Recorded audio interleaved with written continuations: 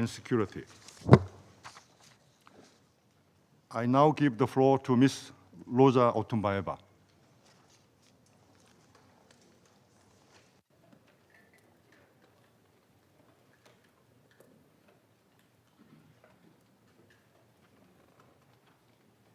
Devastating earthquake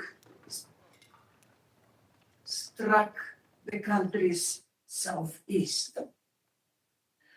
Like the earthquake that recently struck several eastern provinces of the country. At that time, I visited the site, met with victims, and discussed cooperation with local de facto authorities.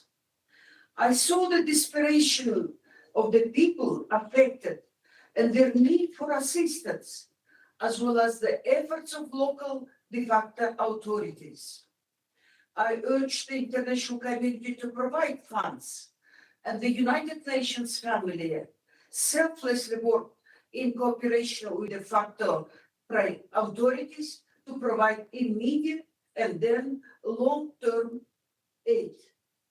Several months later, however, the de facto authorities issued a ban on higher education for women, exacerbating the existing ban on secondary education, as well as a ban on Afghan women working for NGOs, later extended to United Nations organizations. These decisions show the different trends vying for influence within the de facto authorities. One that is more pragmatic and oriented to the needs of Afghan people, and the other more focused on the creation of what is described as a pure Islamic system. And that has placed increasing restrictions on the Afghan people. In view of the lack of pragmatism, members of the international community increasingly ask how much they should support a country whose leaders undermine their population. This is most clear regarding the de facto authorities' policies towards Afghan women. After 3.5 years of the closure of girls' schools beyond grade 6, a generation is at serious risk of being lost at a huge long-term cost to the country and causing enormous concern and despair among Afghan society as a whole. A recent survey by the UN Women found that the vast majority of Afghans oppose the ban on girls' education. The World Bank estimates that it costs the economy $1.4 billion per year.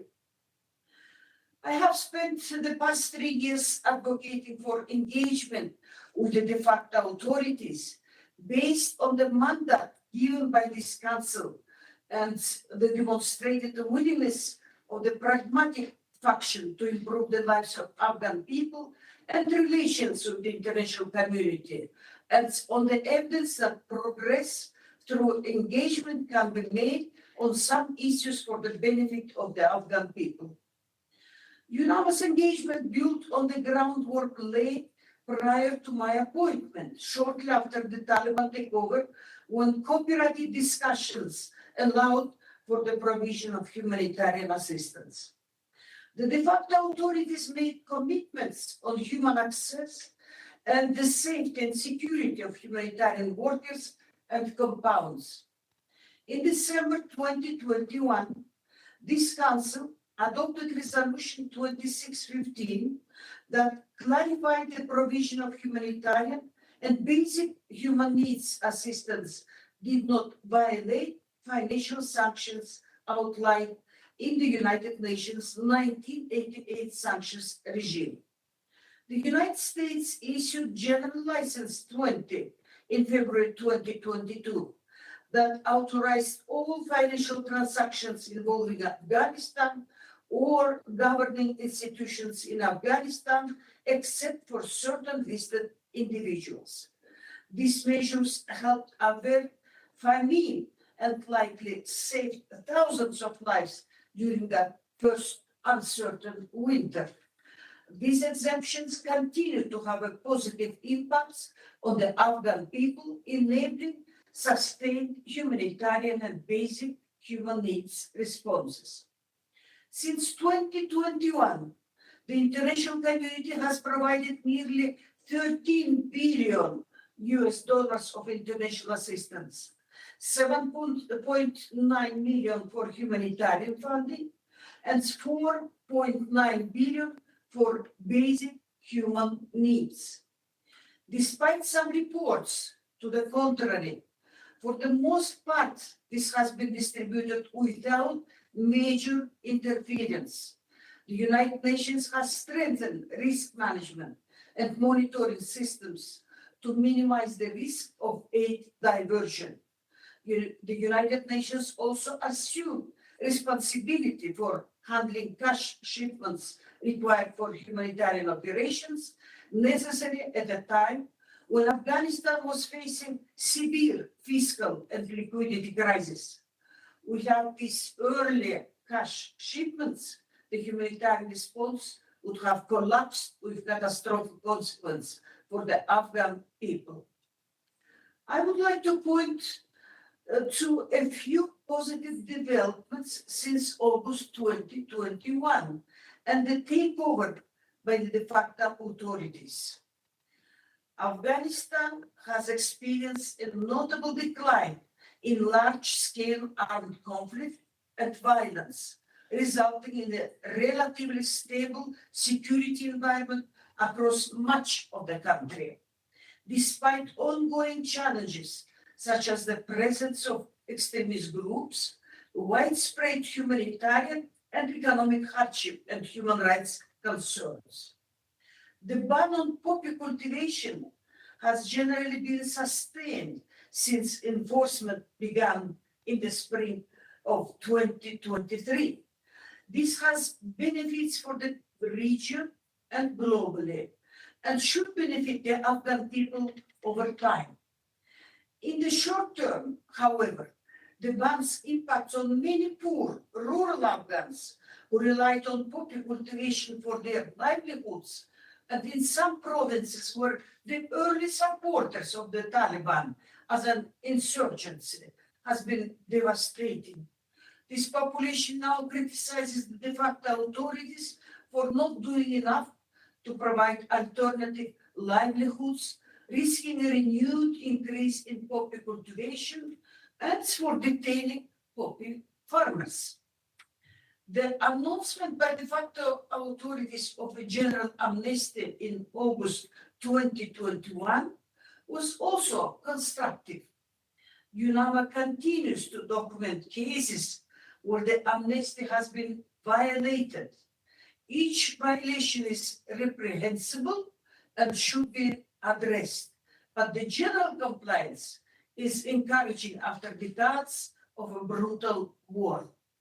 In 2022, the Taliban leader issued several texts aligned to certain international human rights obligations, including decisions prohibiting torture and on the right to defense lawyers. While much remains to be done on the rights and treatment of detainees, constructive engagement between UNAMA human rights teams and the de facto office of the prison administration has allowed and facilitated human rights teams access to all 34 prisons countrywide, where they regularly conduct visits and engage with detainees. Some states are still seeking to repatriate Afghans who worked for them during the Republic era in their own countries. The UN is also aware that several states are negotiating with the de facto authorities on the return of Afghans from their countries to Afghanistan. While doing so, we continue to urge member states to refrain from involuntarily returning individuals at risk of human rights violations to Afghanistan, and to increase the availability of safe pathways for Afghans at risk to leave the country. In support of engagement, the UN's comprehensive approach based on Security Council Resolution 2721 and under the Doha process seeks to maintain a basic international consensus on Afghanistan through two lines of effort: working groups advancing collective efforts on counter-narcotics and enabling the private sector, and secondly, building confidence among stakeholders and the mosaic approach. It provides the only multilateral framework for engagement between the international community and the de facto authorities, and a political pathway to address the complex issues blocking Afghanistan's reintegration into the international system, which ultimately must be based on the de facto authorities acting on basic international obligations. If advanced, this framework could allow for Afghanistan to reach its full economic potential and develop its human capital for both men and women.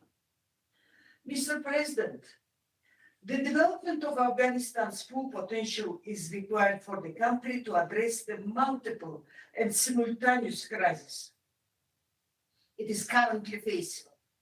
The main lines are: first, the growing number and enforcement of restrictions against men, women, girls, and minorities, particularly by the de facto propagation of virtue and prevention of vice inspectors, is giving rise to increasing popular discontent with the de facto authorities. People are telling us that the Taliban leadership should instead focus more on issues that matter most to the Afghan people: jobs, the economy, education, and public services.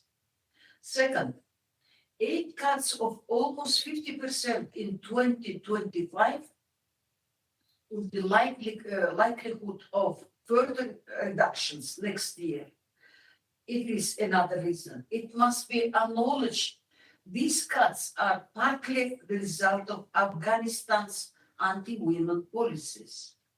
Third, a struggling economy whose 2.7% growth rate is below the population growth rate, not counting the recent returns.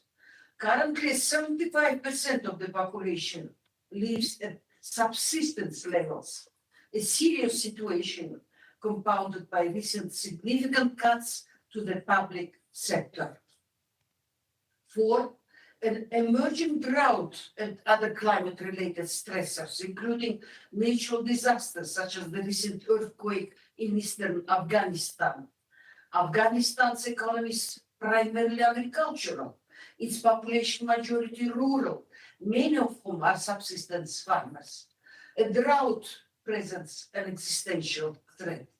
Water shortages have already led to significant internal migration, which creates additional stress factors on the socio-economy. Water also affects urban populations. In the next years, not decades, Kabul, a city of almost 6 million, could become the first modern city to run out of water. 5, significant population returns from neighboring countries that are stressing existing socioeconomic coping mechanisms. More than 2 million Afghans have returned in the past 2 years, with 1.8 million people since the beginning of this year alone. Unlike the wave of returnees in late 2023, limited international resources are available to assist in the reception and resettlement of returnees.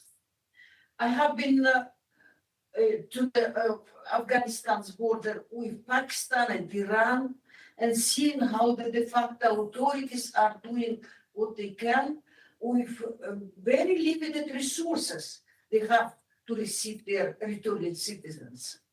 These returns have also cost the economy approximately $1 billion in remittances.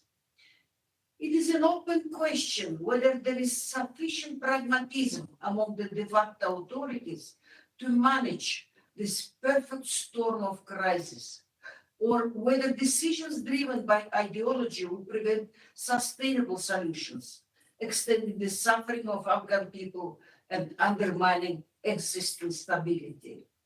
We have been evidence of both trends recently. In response to the Kunar earthquake, de facto authorities mobilized helicopters to evacuate the wounded, coordinated with international agencies and countries, providing bilateral aid, set up sites for internally displaced people, and in other ways addressed the immediate and medium-term needs of the affected communities. At the same time, as United Nations agencies were ramping up their support for earthquake victims while continuing their assistance to the returning crisis, personnel from the de facto Ministry of Defense deployed outside UN compounds in Kabul, preventing access of our female national staff. Similarly, personnel from the de facto Ministry of Interior's Directorate in charge of protecting the United Nations have blocked access for female national staff to UN field office premises around the country. This serious restriction hinders the UN's ability to help the Afghan people at their moment of great need. I visited Kunar several days ago. The devastation caused was much greater compared to the other two Paktika and Herat earthquakes in the past 3 years. I was struck by this deep tragedy and by the generous support of the international community. International financial institutions such as the World Bank and Asian Development Bank are also involved in mobilizing funds for basic human needs and services. But these IFI-funded projects must be implemented through UN agencies, and their impact has been reduced by the enforcement of bans against female national staff and the wider ban on women working, which has created unacceptable discrimination. We have issued a statement calling for the lifting of this ban and its enforcement, and I urge the Security Council to echo our call. Mr. President and members of the Council, as I prepare to leave Afghanistan in a few days, I'm certain that most Afghans want engagement between the international community and their country to continue, despite the obstacles.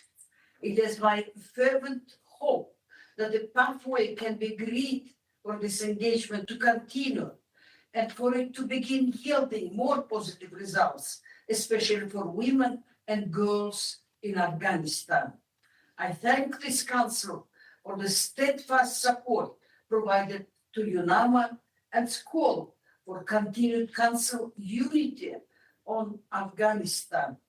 I thank my colleagues in the United Nations, and especially my colleagues on the ground in UNAMA and the United Nations country team for their unwavering dedication to this common cause, their humanity, and their determination to support the Afghan people. Thank you, Mr. President. I thank SRSG Otunbayeva for her briefing.